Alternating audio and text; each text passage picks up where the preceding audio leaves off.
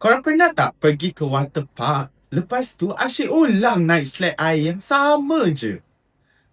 Itu tandanya slide tu memang power dan seronok. Bagi budak-budak, main slide air ni bukan sekadar main air biasa. Ada jerit, ada gelak dan ada rasa berani yang buat kita memang rasa macam nak cuba lagi. Setiap kali meluncur turun, mula-mula rasa takut. Lepas tu rasa teruja dan akhirnya puas bila splash masuk ke dalam kolam. Apa yang buat slide air water park menjadi best sangat?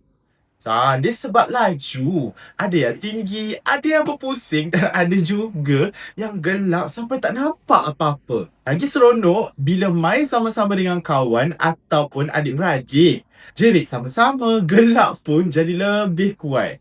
Main slide air juga buat kita jadi lebih berani. Dari takut jadi yakin. Tapi ingat tau, ikut peraturan dan jaga keselamatan.